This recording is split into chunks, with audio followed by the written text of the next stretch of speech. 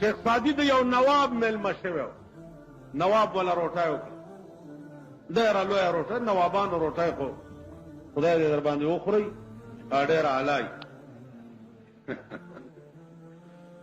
چې روټۍ وخوړه، نواب صاحب ورته وایي چې شیخ سادي څه مزه یې وه، نو دی ورته وایي چې های نان شیراز، زما د کلي روټۍ چې ده که نه د هغې ډېر لویه. سبا نواب ورته بیا روټۍ وکړه، چې بیا یې وخوړه، ویل صاحب نن یې څه خوند و، نو دی بیا وایي های نان شیراز. نواب وی چې دا دی په شیراز کې څه خوري؟ نو په درېیمه ورځ چې په نواب کې څومره زور و، نو تمام چې ښه روټۍ وخوړی شو. صاحب نن خو به څه خوند و، دی بیا وایي های نان شیراز. نواب دې غرکشه چې دا دی په شیراز کې څه خوري؟ زما بنیاد وته چرته مړزان او چرګان او ایله او اوسۍ دا ټول مې راټول کړ. دی وایي های نان، زه چې زه کله شیراز ته رالم د ته کور او کلی به ګورم چې دا دی هلته څه خوري. څه زمانه پس نواب راغی شیراز ته، تپوس یې وکړ چې دلته د شیخ سادي کومه بنګله ده. خلقو ورته ویل صاحب د هغه خو بنګلې بنګلې نشته، هغه پټي کې یو جونګړه غوندې ده، دې کې اوسېږي. جونګړه کې ورغی، دروازه کې ودرېده، د وښو جونګړه ده، دروازه کې आवाज وکړو چې سادیا شیرازیا نامد بسا. ورته نواب صاحب تا څه ووې؟ پلار مې کور کې نشته، هغه الفاظ بیا ووایه چې زه جواب درکړم. اوړه لورې ورته ویم به ووې چې سادیا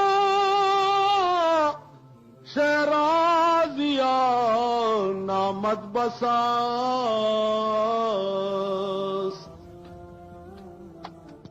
نامه یې بسته چې سړي اورېدی، کور یې د لیدو نه دی.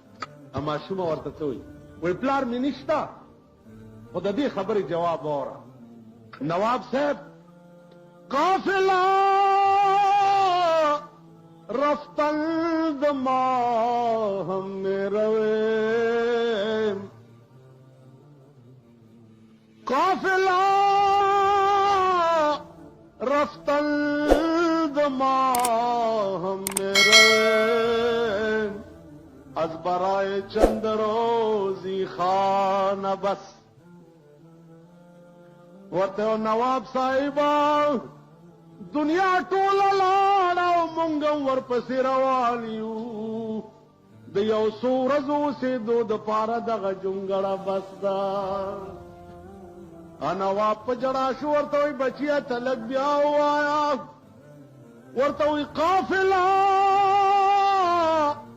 رفتل د ماهم مې رویم، از برای چند روزی خانه بس. نواب صاحب دنیا ټوله لاړه او مونږ هم ورپسې روان یو، د یو څو ورځو اوسېدو دپاره دغه جونګړه بس ده. نواب ورته وایي ما ته د یو لوی یاد راتازه ابراهیم ابن ادهم ډېر لوی بادشاه و، نیمه شپه ده په پالنګ کې په خپل محل کې پروت دی، یو سړی پاس ګرځي په کوټه. ابراهیم ابن ادهم आवाज کې څوک یې؟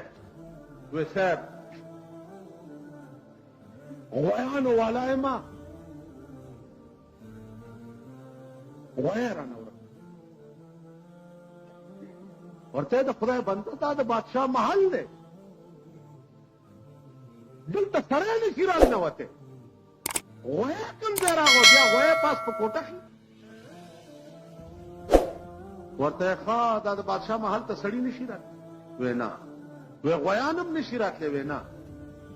نو وی که دې محل ته غویان نشي راتلی او سړی نشي راتلی، که نه جي دومره لویه پابندي ده. او ما ته وایې چې دلته غویان لټې، نو تم پروت په پالنګ کې اواز کوي چې زه خدای لټوم، نو خدای په پالنګونو کې چاته نه ملی. بادشاه وی ښه ټوله شپه یې ویښه تېره سهار دربار ته راغی ناست دی پریشان دی دماغ همغه سړی چې د شپې د غویانو والا په شکل کې راغلی او سهار د اوښانو والا په شکل کې اوتر ګرځي سینتري ته تپوس کوي چې څه ګورئ وی جي اوښ رانه ورک خدای بنده ته بادشاه ناست دی وزیران دي دربار لګېدلی دی دلته اوښان لګی وځه ابراهیم ابن ادم دننه واورېد ویل علیه دننه یې راولئ وی نیو دننه یې پېښ کړ وی څه لټې کاکا وی صاحب اوښ رانه ورک وی کاکا دا سسری خو نه دی چې اوښان پکې راشي وی جي معافي غواړم عرض کولی شي دا په کولو غوږونه اوري دا زما دا هلکان یې اوري دا دغه سرونه هم چې پرېښي دي لیډي ډیانې شرمېدلی ملک شو زمون پرتګیستلی مخ شو زمون ښځې او سړي ټول په شرمونو وشرم سړی چې سهار راپاسي وایي خدای دا څه بد دې راسره کړي دي چې ښځه وی ډېر بد سړی چې په میک اپ شروع وکړي ښځه غریبه لس میله هم تلي چې د ده میک اپ نه دا ملک تباه دا ملک د هلاکت او د تباهۍ په پلیټ فارم ولاړ پاکستان ټول عمر د پیرنګیانو جوګر ملک پاتې جوګر تاسو خپل تهذیب نشته د انګریزانو سرونه به ګورئ نو هغسې سر به جوړوئ د انګریزانو جامې به ګورئ نو هغسې جامې به اغوندئ د هغې غوندې پتلون به اغوندئ د هغې غوندې بوټ شرټ به اغوندئ خدای په قهر اخته قوم تاسو خپل تهذیب نشته ستاسو لباس نشته د سر ویښته په تاسو کې فیشن نشته پیغمبر درې قسمه سر پرېښی دی وفرا او لما او جمه درې قسمه غوږونو تر نیمه د غوږونو تر پیسکو او تر اوږو زل والضحا